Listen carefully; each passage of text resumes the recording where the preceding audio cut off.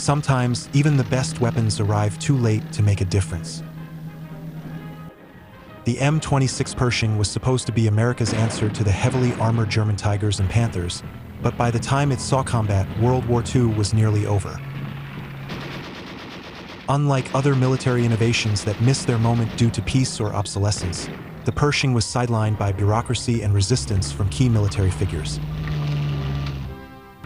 Yet, in the few battles it did fight, this tank proved its worth, leaving many to wonder.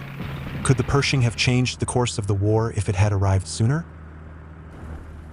Let's dive into the story of America's best tank that almost missed the war entirely. When the M4 Sherman debuted with the British at El Alamein in late 1942, it tipped the scales in the Allies' favor, outclassing lighter German and Italian tanks. This success led the U.S. Army to believe the M4 was sufficient for victory, slowing development of heavier tanks. Logistical challenges like road, port, and bridge limitations further discouraged heavier designs. Tank destroyer battalions using open-topped vehicles with more powerful guns became common. However, as the North African campaign progressed, the Sherman's 75mm gun proved inadequate against German Panzer IVs and Tigers. To counter these threats, British and American forces relied on flanking tactics, artillery, and air support. The lessons learned from fighting German heavy tanks, particularly the need for better guns and a combined arms approach, shaped Allied operations in Italy, Normandy, and beyond. Despite official assurances, some U.S. Army leaders knew the Sherman was inadequate against German heavy armor, especially after reports from the Eastern Front. Even as the M4 entered mass production in 1942, the Army Ordnance Department sought improvements, starting with the T-20 prototype. It had a lower profile, thicker armor, and a 76mm gun, key upgrades over the Sherman. Other designs followed, including the T-22 and T-23, but both were rejected due to logistical concerns and the belief that the Sherman was still good enough. However, Lieutenant General Jacob Devers pushed for a more powerful tank, one that could truly replace the Sherman. Devers envisioned the T-26E1 as the U.S. Army's first true heavy tank, far superior to the Sherman in firepower and armor.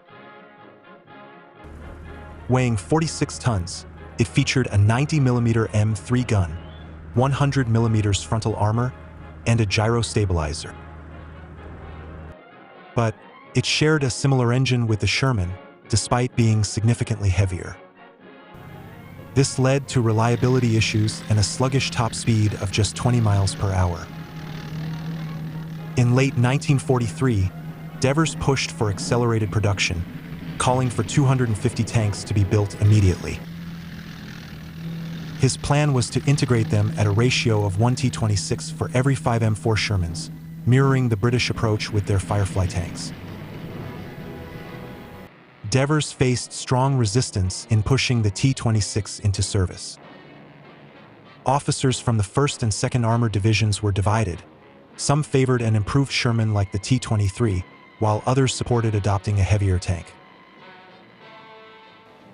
Lieutenant General Leslie McNair, head of U.S. Army Ground Forces, was the biggest roadblock. He championed the tank destroyer doctrine, believing that enemy armor should be handled by vehicles like the M10, M18 Hellcat, and M36 Jackson, while tanks focused on infantry support. McNair also prioritized shipping logistics, arguing that transporting an untested heavy tank across the Atlantic was wasteful.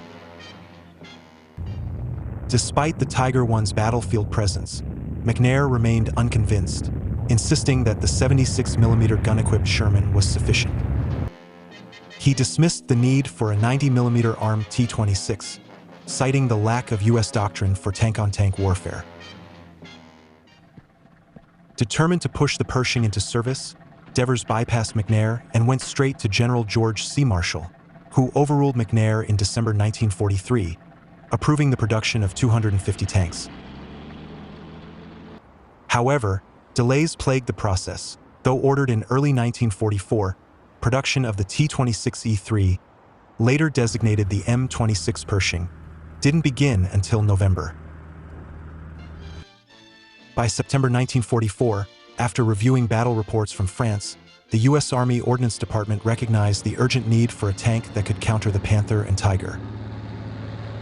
Still, it wasn't until late 1944 that the first 40 Pershings rolled off the production line. 20 were sent to Europe, while the rest remained in the U.S. for testing. The first batch arrived in Antwerp in January 1945, with no additional shipments expected until April.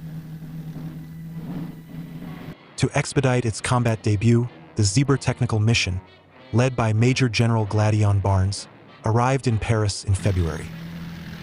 Eisenhower approved immediate deployment, assigning all 20 Pershings to the U.S. First Army, split between the 3rd and 9th Armored Divisions.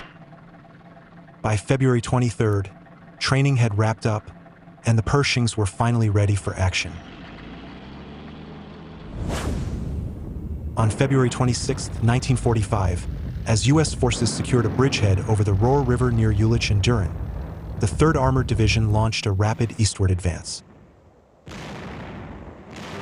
Under Major General Maurice Rose, the Spearhead Division was part of 7 Corps, tasked with clearing the area between the Rohr and the Rhine. Their ultimate goal was to capture Cologne and push south along the Rhine.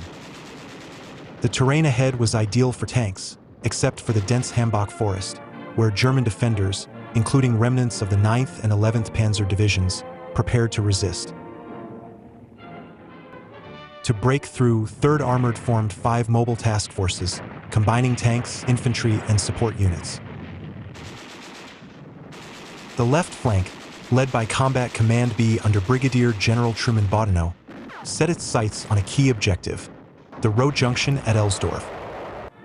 As the battle unfolded, the newly deployed M26 Pershing would face its first true combat test.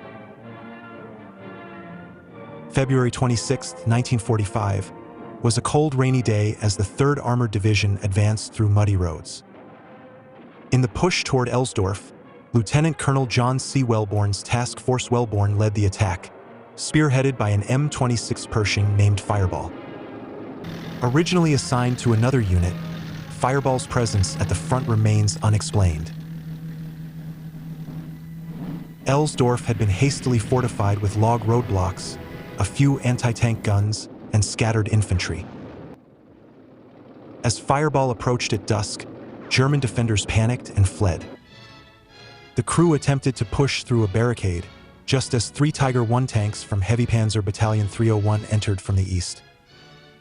As Fireball struggled over the logs, a Sherman pulled up behind it, only to be obliterated seconds later by German fire. The burning wreckage illuminated Fireball against the night sky, making it an easy target. A Tiger at just 100 yards fired 3 rounds, knocking the Pershing out and killing 2 crew members. Yet the victory was short-lived. In a hasty retreat, the Tiger reversed into rubble and got stuck, forcing its crew to abandon the tank. Fireball was lost, but the battle was far from over. The battle for Elsdorf resumed on February 27th, with American forces pressing forward under the cover of Allied fighter bombers. By noon, the village was secured, but the Germans launched a counterattack in the afternoon, spearheaded by 4 Tigers and 2 Panzer IVs. Task Force Lovelady, positioned southeast of Elsdorf, was ready.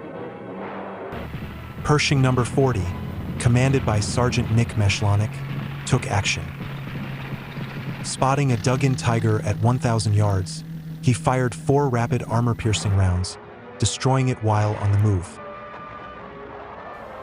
Moments later, Mashlanek saw 3 German tanks retreating in a line. As he later recalled, "I waited until all of them were on the road with their rear ends exposed, and then I picked off each one with 1 shell each, just like shooting ducks." His precision confirmed the Pershing's superior firepower. With Elsdorf secured, U.S. troops recovered Fireball and repaired it, returning it to action by March 7th. However, not all Pershings were as fortunate. One broke down at the Erft Canal on March 1st, while another, Pershing No. 22, was knocked out by a 150mm artillery shell near during the same day, killing its commander. On March 6th, a Nashorn tank destroyer claimed Pershing No. 25 in northern Cologne, striking it with an 88mm shell at 300 yards. The crew escaped, but the ammunition ignited, gutting the turret. That same day, a Panther near Cologne Cathedral destroyed a Sherman, killing 3 of its crew. A Pershing positioned down the street responded, landing 3 direct hits and engulfing the Panther in flames. 2 of its crewmen burned to death, marking the Pershing's growing dominance in the final battles of the war. While the 3rd Armored Division's Pershing secured Cologne, other M26 from the 9th Armored Division played a crucial role in one of the most dramatic moments of the war, the capture of the Ludendorff Bridge at Remagen. On March 7, 1945, Lieutenant Carl H. Timmerman, leading Company A, 27th Armored Infantry Battalion, was tasked with spearheading the U.S. advance toward the Rhine River. His unit was supported by Company A, 14th Tank Battalion, which included newly deployed Pershing tanks. At 11 a.m., as Timmerman's men pushed forward, they were ambushed by German infantry armed with Panzerfausts. In response, an M26 Pershing moved to the front of the column and fired on German positions, quickly forcing their surrender. Arriving near the Ludendorff Bridge, the Americans were stunned to find it still intact. At 1 p.m., Brigadier General William Hodge ordered an immediate assault to seize Remagen and secure the bridge. Pershings provided supporting fire, engaging enemy defenses on the opposite bank. At 3:20 p.m., Timmerman led 120 men onto the bridge, waving them forward.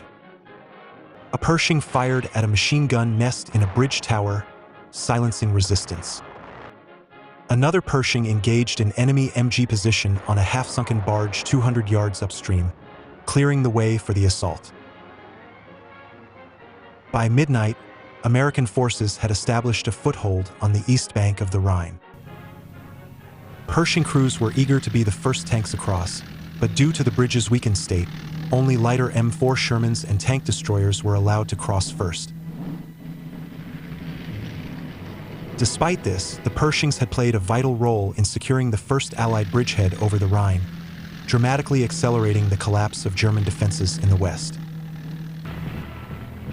As World War II in Europe neared its end, the Pershing's bigger cousin, the Super Pershing, saw one of its final and most dramatic engagements on April 21, 1945, near Dessau, Germany.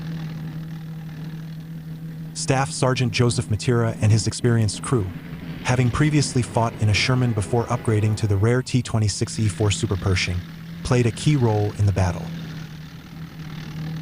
As part of Task Force Wellborn, they were tasked with clearing enemy resistance and securing supply routes.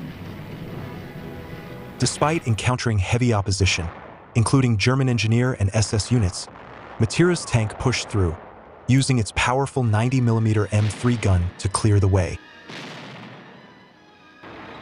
During the final assault on Dessau, Matera's Pershing rounded a corner and found itself face-to-face with a German King Tiger at 600 yards.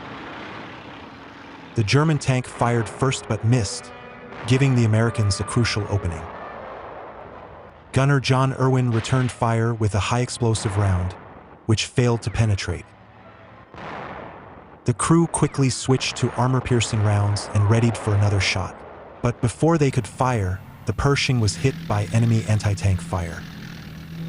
Fortunately, the strike caused no damage, likely a glancing blow. Seconds later, the gunner took aim and fired again, just as the King Tiger advanced, climbing over a pile of rubble. The 90mm AP round slammed into the Tiger's exposed underbelly, hitting the ammunition well and causing a massive explosion that dislodged the turret. It was highly likely that the entire crew was killed.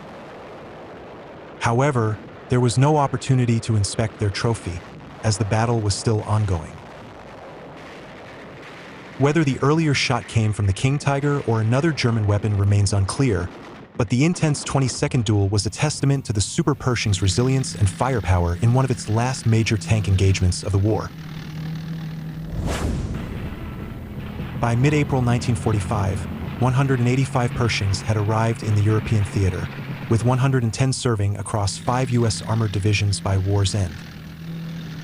On V-Day, there were 310 M26 tanks in theater, but only 200 had reached frontline units.